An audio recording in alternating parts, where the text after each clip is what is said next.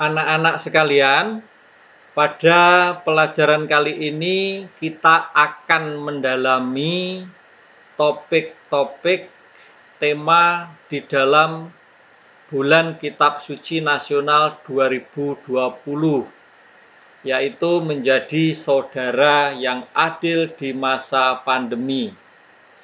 Mengapa sih ada bulan Kitab Suci di Gereja Katolik? Alasan yang pertama, agar umat Katolik semakin mengenal Kitab Suci, dan diharapkan semakin mengenal Kitab Suci berarti semakin mengenal Yesus. Alasan yang kedua, kalau semakin mengenal Kitab Suci, semakin mengenal Yesus, berarti harus semakin mencintai Yesus. Dan alasan yang ketiga, agar hidup orang Katolik disemangati, didorong oleh spiritualitas, spirit yang ada di dalam Kitab Suci. Nah, itulah 3 alasan mengapa ada bulan Kitab Suci di dalam Gereja Katolik. Dan bulan Kitab Suci itu ditetapkan pada bulan September, seperti sekarang ini. Tema bulan Kitab Suci tahun 2020 adalah menjadi saudara yang adil di masa pandemi. Ingat, setiap tahun tema BKSN selalu berbeda-beda. Dan tema tahun ini apa? Menjadi saudara yang adil di masa pandemi. Tema tersebut dijabarkan dalam 4 kali pertemuan di lingkungan-lingkungan atau di wilayah-wilayah. Tetapi pada saat ini karena kondisi pandemi, maka banyak wilayah, banyak lingkungan yang tidak bisa melaksanakan 4 kali pertemuan. Nah, tema pertama atau pertemuan pertama adalah Bapa Kami yang Maha Adil. Dasar kitab sucinya Matius 6 ayat 9 sampai 13. Pertemuan kedua, temanya adalah Allah yang hadir sebagai kurban ketidakadilan.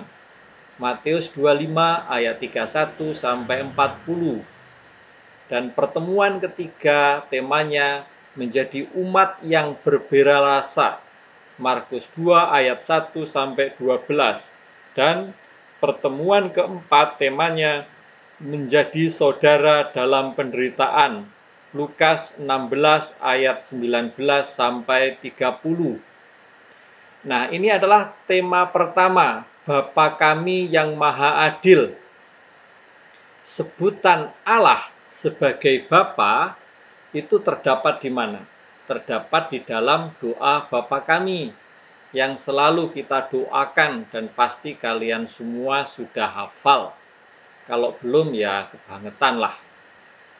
Sebutan Bapa mau menunjukkan bahwa Allah itu mempunyai relasi yang sangat dekat dengan kita. Allah sebagai Bapa mengingini kita itu hidupnya bahagia. Dan yang ketiga, Allah tidak ingin kita berlaku tidak adil kepada orang lain, kepada orang yang dekat dengan kita, saudara-saudara kita. Kenapa? Karena semua orang, saudara-saudara kita adalah saudara satu Bapa. Nah, pada pertemuan pertama ini atau tema pertama ini yang bisa Anda refleksikan adalah apakah kamu pernah berlaku tidak adil terhadap orang tua atau terhadap adik atau terhadap kakak di rumah? Nah, kalau pernah berlaku tidak adil, apa itu tindakan kamu yang kamu lakukan? Pertemuan yang kedua, topik yang kedua, Allah yang hadir sebagai kurban ketidakadilan. Ada di dalam Matius 25 ayat 31 sampai 40. Maksudnya demikian. Kalau kita berlaku tidak adil terhadap orang tua atau terhadap saudara kita, sebenarnya itu sama dengan kita sudah berlaku tidak adil kepada Yesus. Yesus menjadi kurban dari sikap tidak adil itu. Yang kedua, Yesus minta agar kita mengasihi orang lain. Pertama-tama tentu anggota keluarga kita, kemudian mereka yang menderita di luar keluarga kita. Nah, yang bisa kalian refleksikan pada topik ini adalah tindakan kasih apa yang sudah kalian lakukan untuk orang tua, untuk saudara kalian, atau untuk orang-orang lain yang menderita. Nah, tema yang ketiga, menjadi umat yang berbela rasa, Markus 2 ayat 1 sampai 12. Berbela rasa itu artinya apa toh? Artinya kita merasakan apa yang orang lain rasakan dan hati kita tergerak untuk membantu orang tersebut. Kalau kita melihat orang menderita, hati kita juga mengalami merasa menderita dan bukan hanya merasa tetapi tergerak untuk membantu. Yang kedua, bela rasa itu artinya juga tidak menuduh atau tidak menghakimi orang lain yang bersalah. Nah, yang bisa kita refleksikan adalah apakah saya pernah menuduh saudara atau orang tua saya atau orang lain sehingga mereka sakit hati. Topik yang keempat, menjadi saudara dalam penderitaan. Lukas 16 ayat 19 sampai 30. Artinya apa toh? Artinya menjadi saudara bagi orang yang menderita, artinya kita mau mengunjungi jika ia sakit, mau menghibur jika ada yang berduka, mau membantu jika ada yang kesulitan. Nah, pada era pandemi seperti sekarang ini, menjadi saudara berarti kita tidak pamer kemewahan, tidak suka belanja hal-hal yang tidak penting. Menjadi saudara juga berarti kita bersyukur kepada Tuhan, berterima kasih kepada orang tua. Nah, itu tadi ada 4 topik dengan 4 dasar bacaan kitab suci.